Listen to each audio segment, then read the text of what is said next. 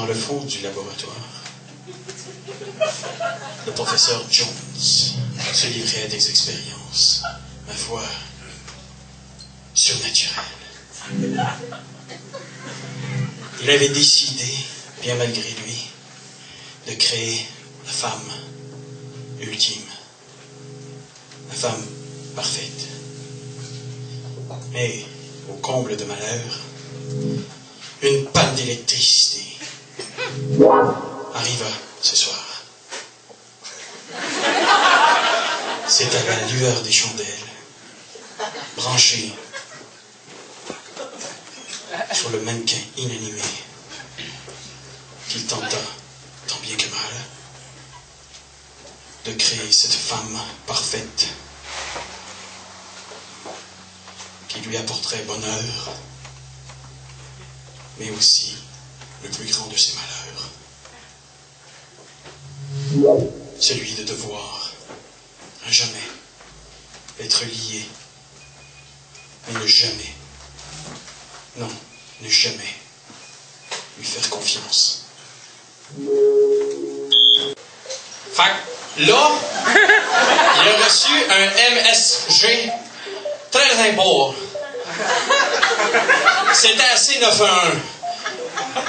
Lui pis sa chick, fallait qu'il se retrouve au party de Mick, aka Michel. Avec sa chick, qui s'appelait San, pour Sandra. LOL. Fallait qu'il soit là avant 5 H. Et là, il était 4 H. A-t-il le temps? Fac. 2 points, des majuscules. La femme robot décida alors de genre point, pour manipuler, mais ça coûte trop cher sur mon sel écrire des gros mots, son amant, afin de dévier le char. 2 points, parenthèse de début. C'était pas drôle. C'était vraiment pas drôle. Encore plus de parenthèses fermées puis de petits points. Et là... Alors, Mick, qui était le gars qui faisait le party, il recevait tout le monde, et là, il n'y avait pas de nouvelles de Dr. Jones et de Sandra.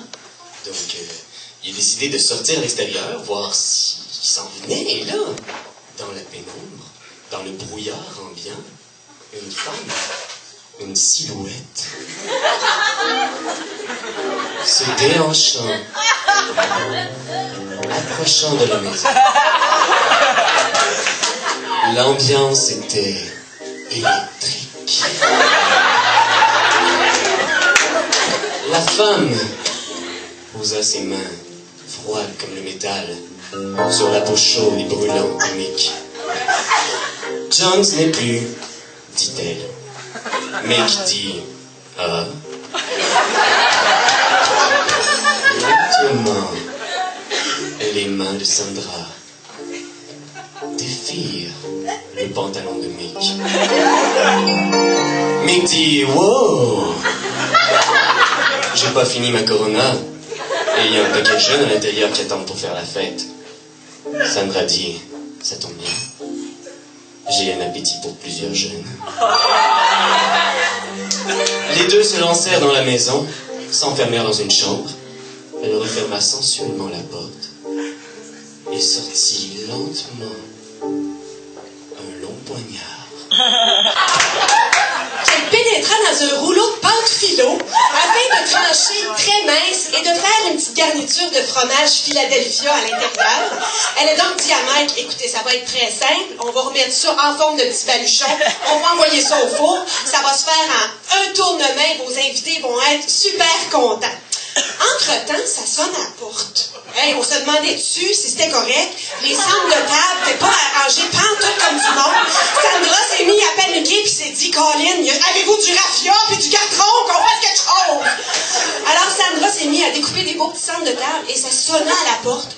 surprise avec un immense bouquet de fleurs et des soupirs de bébé. Arriva Dr. Jones. Dr. Jones avec un œil au beurre noir, mais c'est pas grave, vous savez que la vanille, ça fait désenfler également les bleus. Alors qu'il est arrivé avec un œil au beurre noir, et là, Sandra lui a dit: je m'excuse, viens ici, on va en parler tout le monde ensemble avec les autres gens invités à ton party. Tout le monde s'est mis à discuter de ça, et là, il y a eu une belle réconciliation, et tout le monde s'est mis à faire du scrapbooking pour célébrer cet événement magnifique. Alors Sandra, petit à petit, commençait à perdre ses manies de robot pour devenir de plus en plus une femme de maison, une vraie Martha Stewart, sans la prison.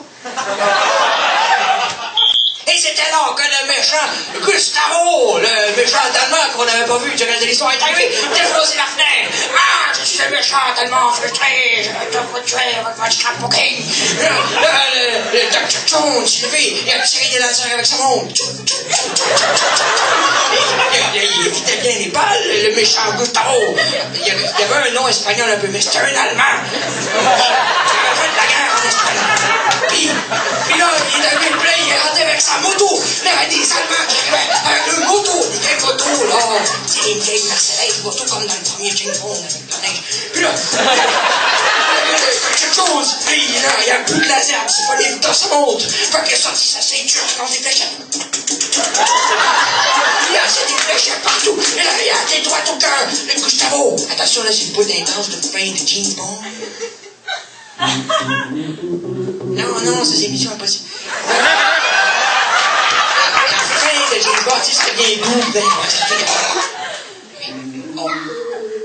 OK, ouais. Le Gustavo, il est mort par terre, puis le petit John vient le voir. Hein, tu l'avais bien dit, touche pas ma Sandra. Et la Sandra est avouée, toute trop couleuse. Et là, il l'a embrassé comme ça. Puis là, il l'a amené dans son bateau qui vole, puis il est parti à Londres voir le numéro 1.